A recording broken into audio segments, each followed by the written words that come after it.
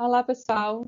Na aula de hoje, a gente vai dar continuidade que a gente viu na aula passada, dando mais enfoque para a poluição dos sistemas ambientais. Então, lembro que na aula passada eu apresentei para vocês a relação que existe entre população, recursos naturais e poluição, ajudando vocês a relembrar um pouco mais sobre essa relação entre esses três elementos. O nosso planeta Terra ele fornece os recursos naturais, fornece os serviços ambientais, que são elementos necessários para a sobrevivência dos seres humanos e da nossa população. E a população, aspirando por uma qualidade de vida melhor, consome esses recursos naturais e lançam os seus resíduos para o meio ambiente. Esses resíduos, portanto, constituem uma forma de poluição. Portanto, de maneira bem resumida, a interação que existe entre a população e os recursos naturais, a exploração desses recursos pelo homem gera alguma forma de poluição. E essa poluição interfere diretamente tanto na qualidade do meio ambiente como também na qualidade de vida das pessoas. E a gente também viu na aula passada o conceito de meio ambiente. Então, meio ambiente seria tudo aquilo que nos rodeia e as interações que existem entre o ser humano e o que está ao redor dele. A gente também tem um conceito associado ao meio ambiente, que vem um pouco mais da ecologia, que é o da biosfera. A biosfera é um conjunto de todas as partes da Terra onde é possível ter alguma forma de vida. Essa biosfera, portanto, é a interseção que existe entre a atmosfera, a hidrosfera e a litosfera, então a crosta terrestre, e é na biosfera que se encontram os nossos ecossistemas. E lembram também, outro conceito lá da ecologia, vocês provavelmente já estudaram anteriormente. O ecossistema é a unidade básica de estudo da ecologia e é composto por elementos bióticos e elementos abióticos, ou seja, ele está associado com as formas de vida, os seres vivos, todos eles, e os fatores abióticos, como por exemplo o ar, a água e o solo. E uma importante característica dos ecossistemas é sua capacidade de se recuperar ou de resistir após alguma perturbação. Essa capacidade é conhecida como resiliência ou então homeostase. Então, mesmo que haja alguma alteração no meio, ou seja, um lançamento de esgoto num rio, por exemplo, ou uma queimada que lança gases poluentes para a atmosfera, o próprio ecossistema tem uma capacidade de se recuperar, de tentar retornar às condições anteriores, embora nem sempre é possível que haja uma resiliência 100% do ecossistema. Mas é importante a gente ter conhecimento que o meio ambiente, que os ecossistemas, ele tem essa capacidade de autocontrole e de autorregulação após a existência de alguma perturbação, de alguma forma de poluição no meio. E uma pergunta que eu faço aqui para vocês, que está relacionada a esses conceitos de meio ambiente, ecossistemas, a sua capacidade de autorregulação, de autocontrole, é por que é necessário estudarmos o meio ambiente e os efeitos bióticos? Por que é relevante estudar isso? Bem, algumas perguntas de partida, algumas perguntas chaves, vão ajudar a gente a entender melhor o objetivo do nosso estudo dentro da gestão ambiental desse meio ambiente, como tudo que está ao nosso redor, como também das nossas interações sobre o meio ambiente. Primeira pergunta que se pode fazer, se pode pensar, é quais são os efeitos em humanos dessas interações que existem do ser humano, do próprio homem, no meio. Então, o exemplo de doenças infecciosas causadas por alguma forma de poluição ou de contato com água contaminada, com alimentos contaminados e que traz como efeito um prejuízo à saúde do próprio homem. Além disso, quais são os impactos no ambiente de maneira mais geral? Por exemplo, com a introdução de novas espécies, o que é que isso acarreta para o equilíbrio dos ecossistemas? Outra pergunta-chave que a gente pode citar aqui e começar a pensar quais são os impactos causados por humanos dentro de um ecossistema, pelas alterações ou pelas intervenções que o ser humano causa dentro de um ecossistema. Por exemplo, com a extinção de espécies, o que é que isso acarreta? Quais são os impactos decorrentes dessa alteração ou dessa intervenção no meio? E ainda, quais são os mecanismos de recuperação existentes ou possíveis de serem aplicados na medida que há algum impacto causado no meio? E ainda podemos pensar, a partir desse questionamento, como podemos utilizar esses conhecimentos no tratamento do ar, da água e do solo contaminado. Então, o próprio ecossistema que tem aquela capacidade de ele se autorregular, o que esse conhecimento da homeostase dos ecossistemas pode nos ajudar enquanto ser humano, né, enquanto sociedade, a diminuirmos os impactos gerados pelas nossas atividades sobre o meio ambiente.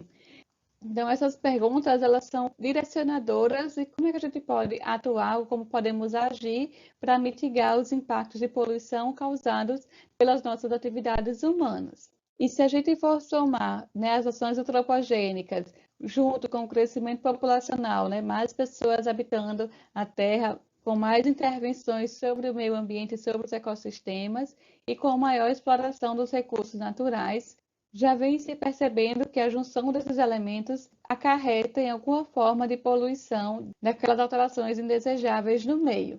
É importante ainda a gente conceituar a diferença que existe entre poluição e contaminação. Poluição, como eu já falei para vocês na aula anterior, é uma alteração indesejável nas características físicas, químicas ou biológicas daqueles sistemas que constituem o meio ambiente, ou seja, né, da atmosfera, da litosfera ou da hidrosfera, que possa causar prejuízo à saúde, à sobrevivência ou às atividades dos seres humanos e outras espécies, ou ainda deteriorar materiais. E contaminação, por sua vez, se refere à transmissão de substâncias ou micro-organismos que são nocivos à saúde. Por exemplo, substâncias químicas, né, metais pesados, ou ainda micro-organismos patogênicos que vão causar prejuízo à saúde do homem. E é importante diferenciar esses conceitos de poluição para contaminação, porque nem toda contaminação implica necessariamente em um desequilíbrio ecológico, devido àquela capacidade do ecossistema em se recuperar, em fazer sua autorregulação, e de maneira similar, de maneira análoga, a ocorrência da poluição não implica necessariamente um dano à saúde de todos os organismos. Um exemplo disso que eu posso citar para vocês é que a água de um rio ela pode estar poluída por sólidos em suspensão. Então, por exemplo, né, vem uma chuva muito grande e isso acaba ressuscitando o material que está no fundo do rio, aumentando os sólidos em suspensão, dá aquele caráter mais turvo à água.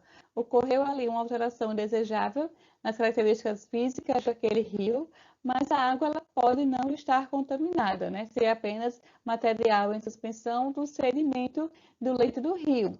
Mas se junto dessa chuva, né, que veio e aumentou a vazão desse rio, vier também esgoto, né, água poluída, e se nessa água poluída estiver algum micro-organismo patogênico, por exemplo, bactérias, vírus e outros micro-organismos, então aí sim a água estará contaminada, né? Já que esses micro-organismos patogênicos vão causar dano à saúde do ser humano. E não só micro-organismos patogênicos, como também substâncias ou contaminantes químicos que estejam presentes na água que vão causar prejuízo à saúde do homem. E a gente viu que o conceito de poluição está ligado às ações antropogênicas, daquela relação que existe entre a população consumir os recursos naturais e gerar com isso alguma forma de poluição. No entanto, essa poluição também pode ser oriunda de alguns fenômenos naturais que provocam condições adversas ao meio ambiente, a exemplo da erupção de vulcões ou de algumas queimadas naturais. Apesar de que, né, no caso das queimadas, a maior parte delas é realmente causada pela ação humana. E a gente também pode diferenciar a poluição de acordo com suas fontes, seja ela pontual ou fonte difusa. No caso, a fonte pontual de poluição, como o próprio nome diz, né, serão pontos localizados individuais que são facilmente identificados e que podem ser controlados mais facilmente. No caso, por exemplo, do lançamento de esgoto doméstico ou de efluentes gasosos industriais, eu tenho uma chaminé de uma indústria, eu consigo, né, visualizar e pontuar aquele local de poluição e fazer o controle dessa poluição de maneira mais fácil. Já as fontes difusas, que são fontes não localizadas, né? Eu não tenho um ponto específico de lançamento de poluição no meio, e eu tenho mais de um ponto de geração de poluição. Exemplo disso, né, o uso de agrotóxicos na agricultura, ou ainda, né, os veículos, os gases expelidos por vários os gases que são expelidos por vários veículos automotores são diversas fontes difusas de poluição. Então, visualizando aqui nessa figura, né, mais alguns exemplos de fontes dispersas e fontes localizadas.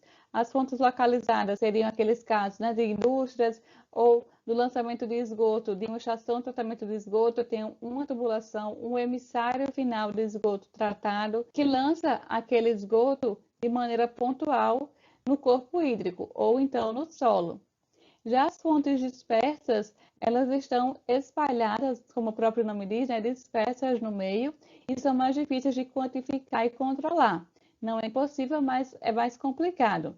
Então, casas rurais, né, grandes cidades, agricultura, atividade de pecuária ou zonas residenciais são exemplos de fontes dispersas de poluição, que são, né, que são espalhadas. Eu não consigo quantificar e localizar um único ponto que gera aquela alteração indesejável no meio. E eu também posso classificar a poluição de acordo com a dimensão dos efeitos dela, seja de efeito local ou regional, no caso, né, de poluição de um rio que está ali localizado naquela bacia hidrográfica, ou ainda de efeito mais global, como é o caso do efeito estufa ou do aquecimento global, que o efeito gerado por essa forma de poluição não vai afetar apenas naquele local onde se está lançando, por exemplo, os gases para a atmosfera, mas todo o nosso planeta vai ter algum efeito decorrente desse lançamento dos gases poluentes para a atmosfera, no caso do efeito estufa, relacionado também com o aquecimento global. E outras formas de poluição, além do efeito estufa e aquecimento global, nós temos também, né, perda da biodiversidade, a acidificação dos oceanos, destruição florestal, a poluição do solo, do ar e da água, a desertificação em algumas áreas que são mais sensíveis ao aumento da temperatura, tudo isso decorrente das alterações antrópicas no meio, que podem tanto causar uma dimensão de efeito pontual, como também de efeito mais global. E aí, lembra lá na aula passada que eu falei sobre aquela astronave, né, do filme do Wall-E? Pois bem, naquela astronave a gente, né, destacou como é que a gente chega até a crise ambiental. Quando temos uma população em crescimento exagerado, não tem possibilidade de reabastecer os nossos insumos, isso vai gerar alguma forma, né, de entropia ou do grau de desordem do sistema, que vai acarretar em algum tipo de poluição. E aí, de que forma, então, a gente pode enfrentar essa crise ambiental para conseguirmos, enquanto engenheiros ambientais, manter os nossos sistemas, manter o nosso ambiente em equilíbrio, conseguindo abrigar diversas formas de vida no nosso planeta Terra? O que é que vocês proporiam como soluções ou como medidas a serem tomadas pelos nossos governantes, ou por nós mesmos, enquanto sociedade, enquanto cidadãos, para conseguirmos enfrentar essa crise? Então, coloca aí embaixo nos comentários desse vídeo o que, que vocês propõem que deve ser feito para enfrentar essa crise ambiental. Bem, então, historicamente, a gente tem percebido alguns conceitos novos que estão aparecendo, né, nessas discussões que existem em fóruns de meio ambiente. A primeira delas seria a prevenção da poluição, ou seja, termos cada vez mais atividades ou processos que minimizem ou que eliminem a geração de poluentes. Em seguida, né, outro conceito que vem sendo trabalhado é de produção mais limpa, ou seja, desenvolver métodos de produção baseados nesse conceito de prevenção e controle da poluição, que já devem ser incorporados aos processos produtivos das empresas em grande, média e micro escala. E outro conceito também que vem sendo discutido nessa gestão ambiental é o de desenvolvimento sustentável, ou seja, satisfazer as necessidades atuais sem comprometer as necessidades das gerações futuras, para que elas também consigam atender às suas necessidades. E o que o engenheiro tem como função ou tem como papel dentro dessa discussão desses novos conceitos? Bem, então é necessário que a gente, enquanto engenheiros, façamos a integração das nossas atividades a esses novos conceitos de desenvolvimento sustentável, avaliar todos os processos de forma integrada, sabendo que uma ação reflete em outra, e ainda sabemos também que é necessário trabalharmos em equipe nessa questão da multidisciplinaridade. O nosso ambiente é um complexo de elementos que nós não temos todo o conhecimento, então é necessário se trabalhar em equipe com essas equipes multidisciplinares. E também se fazer planejamento e gestão ambiental contínua em todos os processos e em locais diferentes de trabalho, para que a gente consiga, então, enfrentar aquela crise ambiental que eu expliquei anteriormente. Então, o que vai ser necessário para a gente conseguir realmente enfrentar essa crise?